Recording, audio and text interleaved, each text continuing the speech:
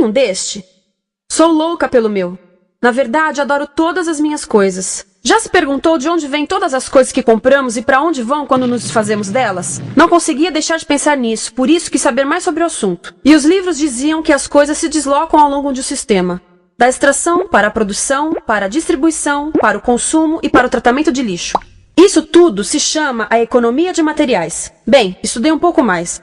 Eu passei 10 anos viajando pelo mundo, atrás de pistas de onde vêm as nossas coisas e para onde vão. E sabe o que eu descobri? Esta não é toda a história. Falta muita coisa nessa explicação. Em primeiro lugar, neste sistema parece que está tudo bem, sem problemas. Mas, na verdade, é um sistema em crise, porque trata-se de um sistema linear. E nós vivemos num planeta finito. E não se pode gerir um sistema linear num planeta finito, indefinidamente. Em todas as suas etapas, este sistema interage com o mundo real. A vida real não acontece numa página em branco. Interage com sociedades, culturas, economias, o ambiente. E durante as etapas, a vida vai se chocando contra seus limites. Limites que aqui não vemos porque o diagrama está incompleto.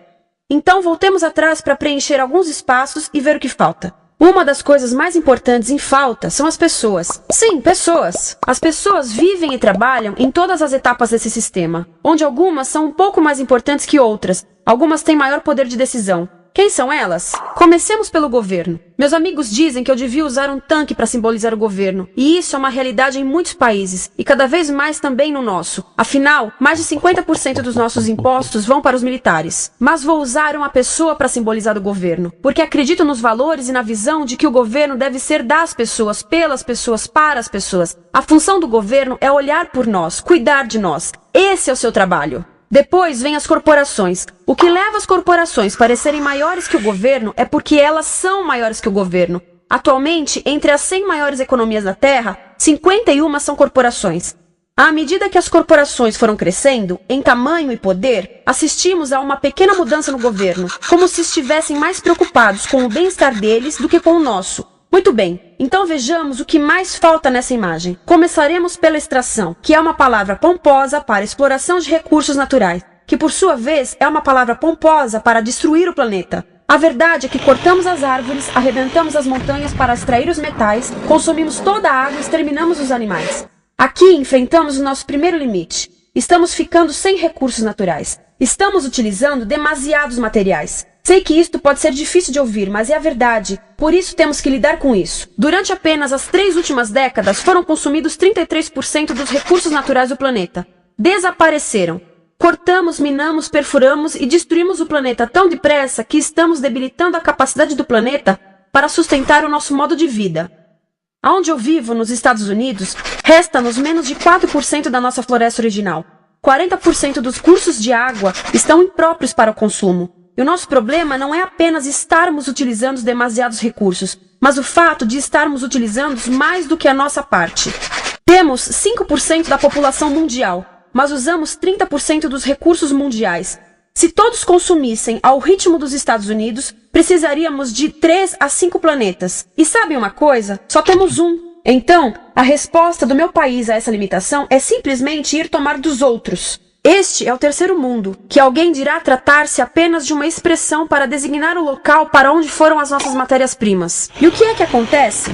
A mesma coisa, destruição do local. 75% das zonas de pesca do planeta estão sendo exploradas ao máximo ou além da sua capacidade. Desapareceram 80% das florestas originais do planeta.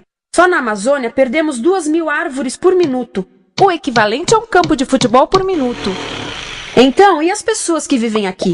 Bem, de acordo com esses sujeitos, eles não são donos desses recursos, mesmo que vivam lá há gerações. Não são donos dos meios de produção, nem compram muitas coisas. Nesse sistema, quem não possui nem compra muitas coisas não tem valor.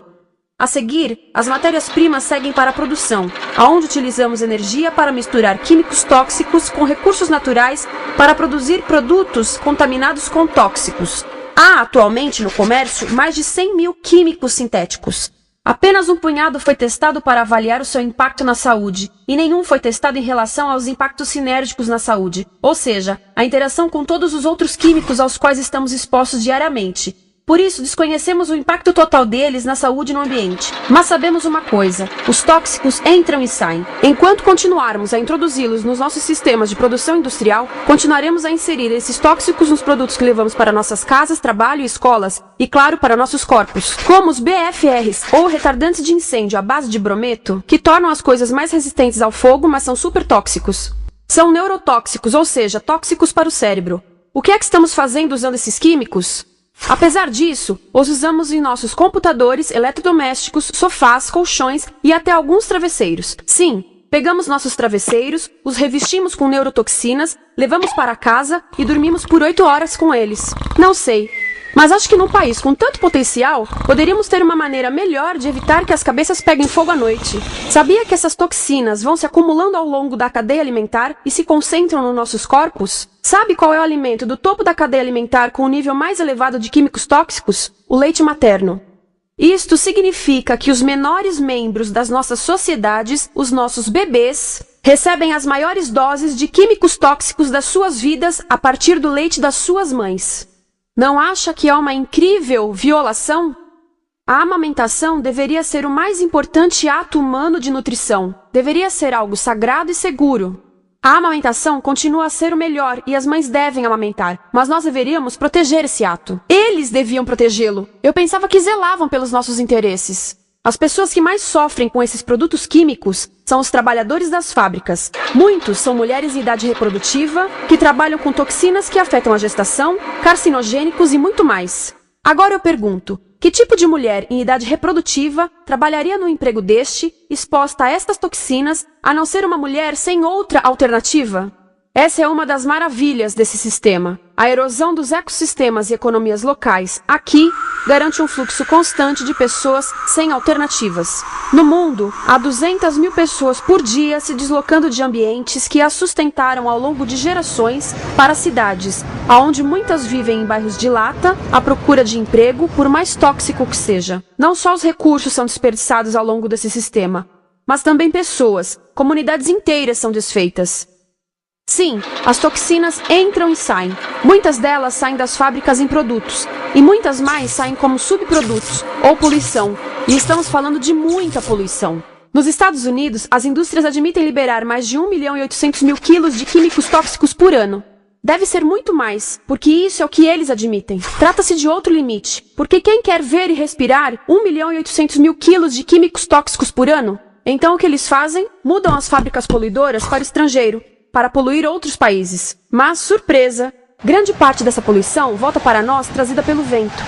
E o que acontece depois de todos os recursos naturais serem transformados em produtos? Passam por aqui, para a distribuição, o que significa vender todo o lixo contaminado com toxinas o mais rápido possível. Aqui, o objetivo é manter os preços baixos, com as pessoas comprando os produtos em constante movimento. Como eles mantêm os preços baixos? Pagam salários baixos aos trabalhadores das lojas e restringem o acesso aos seguros de saúde sempre que podem. Tudo se resume em exteriorizar os custos. O verdadeiro custo da produção não se reflete no preço. Em outras palavras, não pagamos aquilo que compramos. Outro dia estive pensando nisto.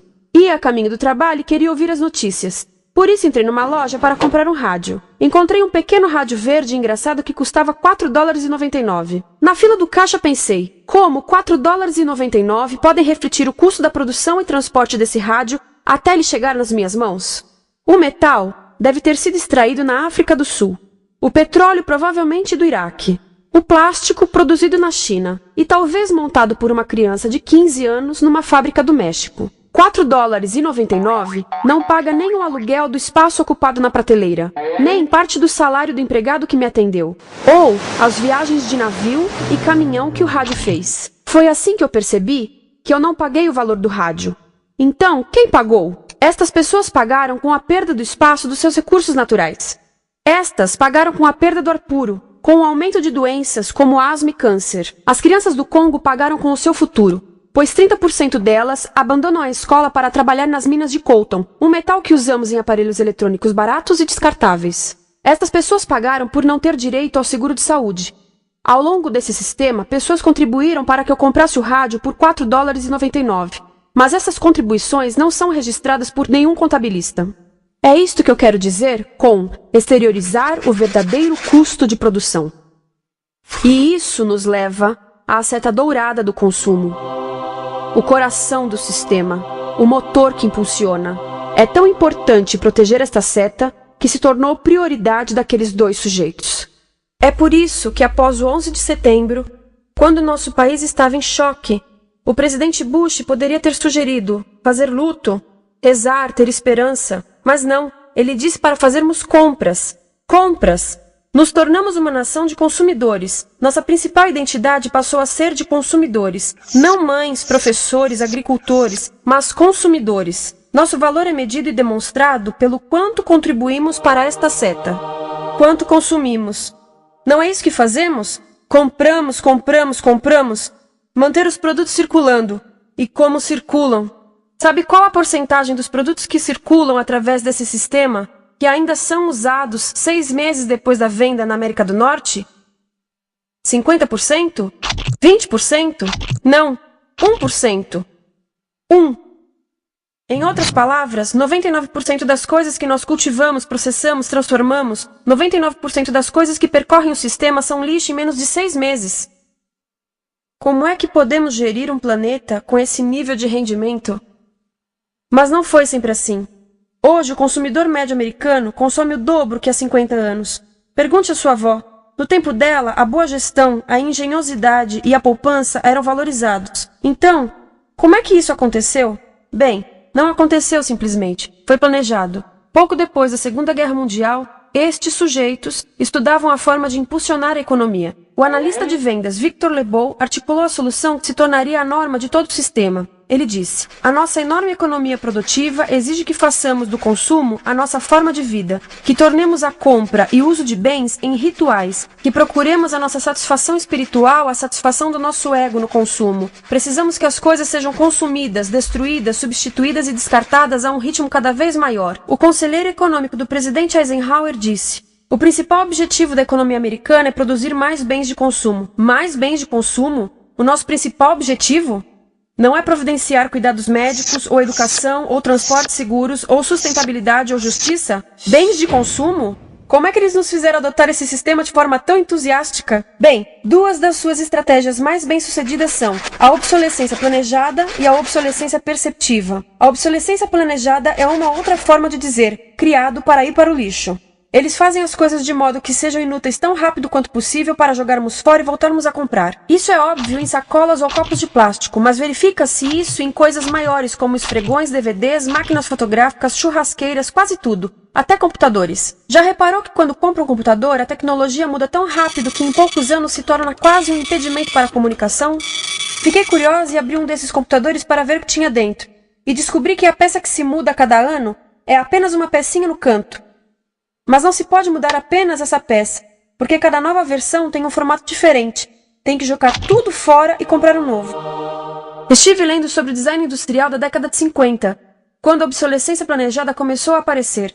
Esses designers eram muito claros sobre o assunto. Chegavam a debater quão rápido conseguiam que um aparelho avariasse, mas de modo que o consumidor mantivesse fé suficiente para ir comprar outro.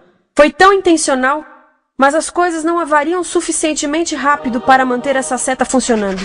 Por isso existe também a obsolescência perceptiva. A obsolescência perceptiva nos convence a jogar fora coisas que ainda são perfeitamente úteis. Como fazem isso? Mudam a aparência das coisas. Por isso, se comprou suas coisas há alguns anos, todos percebem que você não tem contribuído para essa seta. E como o nosso valor depende da nossa contribuição para essa seta, isso pode ser embaraçoso. Por exemplo, se eu tiver o mesmo monitor de computador gordo e branco na minha mesa por 5 anos e a minha colega tiver comprado um computador novo, ela vai ter um monitor plano brilhante que combina com o computador, com o celular e até com as canetas. Ela parece estar operando uma nave espacial e eu pareço que tenho uma máquina de lavar na mesa. A moda é outro bom exemplo. Já se perguntou por que os saltos dos sapatos das mulheres passam de largos para finos num ano e no próximo de finos para largos? Não é por haver um debate sobre qual deles é mais saudável. É porque usar saltos largos num ano de saltos finos mostra que você não contribuiu recentemente para a seta. Por isso não vale tanto quanto a pessoa com saltos finos ao seu lado, ou em um anúncio. É para comprarmos sapatos novos. A publicidade e a mídia em geral têm um papel importante nisto. Cada um de nós nos Estados Unidos é bombardeado com mais de 3.000 anúncios por dia. Vemos mais publicidade num ano do que as pessoas há 50 anos viam em toda a vida. Qual é o objetivo de um anúncio se não nos fazer infelizes com o que temos? Por isso, nos dizem 3.000 vezes por dia que o nosso cabelo está errado, nossa pele, nossa roupa, nossos móveis, nossos carros, nós estamos errados. Mas tudo se resolve se formos às compras. A mídia também ajuda a esconder tudo isto e isto. Por isso, a única parte da economia que vemos são as compras. A extração, produção e envio para o lixo acontecem fora do nosso campo de visão. Por isso, nos Estados Unidos, temos mais coisas do que tivemos antes, mas pesquisas mostram nossa felicidade declinando. Nossa felicidade teve seu pico na década de 50, a mesma época em que a febre consumista explodiu. Coincidência interessante. Acho que sei o porquê. Temos mais coisas, porém menos tempo para o que realmente nos faz felizes. Amigos, família, tempo livre. Estamos trabalhando mais do que nunca. Analistas dizem que não temos tão pouco tempo livre desde a sociedade feudal. E sabem quais são as duas atividades que mais fazemos no pouco tempo livre que temos? Ver televisão e fazer compras. Nós, americanos, passamos 3 a 4 vezes mais tempo comprando do que os europeus. Assim, nessa situação ridícula, vamos trabalhar talvez em 2 empregos, e quando chegamos em casa exaustos e sentamos no sofá novo para ver televisão, os anúncios dizem que não prestamos, então vamos às compras para nos sentirmos melhor. Depois trabalhamos mais para pagar o que compramos e chegamos em casa mais cansados, vemos mais televisão que nos diz para fazermos compras outra vez. E estamos nesse ciclo de trabalhar, ver, comprar, e podíamos simplesmente parar. Então, no final, o que acontece a todas essas coisas que compramos? Nesse ritmo de consumo, não cabe tudo em casa, apesar do tamanho médio das casas ter duplicado nesse país desde os anos 70. Vai tudo pro lixo, e isso nos leva ao tratamento do lixo. Essa é a parte da economia de materiais que conhecemos melhor, porque nós temos de levar o lixo até a esquina. Cada americano produz 2 quilos de lixo por dia, o dobro do que fazíamos há 30 anos. Todo esse lixo ou é despejado num aterro, que é um grande buraco no chão, ou ainda pior, primeiro é incinerado e depois despejado no aterro. As duas formas poluem o ar, o solo, a água, sem esquecer que alteram o clima. A incineração é realmente ruim. Lembra daqueles tóxicos da fase da produção? Bem, queimar o lixo libera esses tóxicos no ar. Pior ainda, produz supertóxicos novos, como a dioxina. A dioxina é a substância mais tóxica feita pelo homem, e os incineradores são a principal fonte de dioxina. Isso significa que podemos parar a principal fonte da mais tóxica substância conhecida e feita pelo homem, simplesmente parando de queimar o lixo. E podemos parar hoje. Algumas empresas não querem criar aterros e incineradores aqui. Por isso, também exportam os resíduos. Então, e a reciclagem? A reciclagem ajuda? Sim, a reciclagem ajuda. Ela reduz o lixo nessa extremidade e depois reduz a pressão para minerar e colher mais nessa extremidade. Sim, todos devemos reciclar, mas reciclar não é o suficiente. Reciclar nunca será suficiente por 2 razões. Primeiro, o lixo que vem das nossas casas é apenas a ponta do iceberg. Para cada saco de lixo que deixamos na esquina, 70 sacos de lixo são criados anteriormente, só para fazer o lixo desse saco que deixamos na esquina. Assim, mesmo que pudéssemos reciclar 100% do lixo das nossas casas, não se chegaria ao coração do problema. Além disso, grande parte do lixo não pode ser reciclado, ou porque contém demasiados tóxicos, ou porque é criado de início para não ser reciclável. Como aquelas caixas de suco, que têm as camadas de metal, papel e plástico, todas coladas. Não dá para separar essas camadas para reciclá-las. Como se vê, é um sistema em crise. Por todo o percurso, estamos batendo em limites, do clima em mudança ao decréscimo da felicidade. Simplesmente não está funcionando. Mas a parte boa de um problema tão generalizado é haver tantos pontos de intervenção. Há pessoas trabalhando aqui salvando florestas, e aqui na produção limpa. Pessoas trabalhando em direitos do trabalho, em comércio justo, em consumo consciente, no bloqueio de aterros e incineradores. E muito importante em recuperar o nosso governo, para que seja realmente pelas pessoas e para as pessoas. Todo esse trabalho é criticamente importante, mas as coisas vão realmente começar a se mover quando enxergarmos as ligações, quando enxergarmos o panorama geral. Quando as pessoas ao longo do sistema se unirem, poderemos reivindicar e transformar esse sistema linear em algo novo, um sistema que não desperdice recursos ou pessoas, porque aquilo de que precisamos nos livrar é da antiga mentalidade de usar e jogar fora. Há uma nova escola de pensamento nesse assunto, e é baseada em sustentabilidade e equidade, química verde, zero resíduos, produção em ciclo fechado, energia renovável, economias locais vivas, já está acontecendo. Há quem diga que é irrealista, idealista, que não pode acontecer. Mas eu digo que quem é irrealista são os que querem continuar pelo velho caminho. Isso é que é sonhar. Lembre-se que a velha forma não aconteceu por acaso. Não é como a gravidade que temos que conviver. As pessoas a criaram, e nós também somos pessoas. Por isso vamos criar algo novo.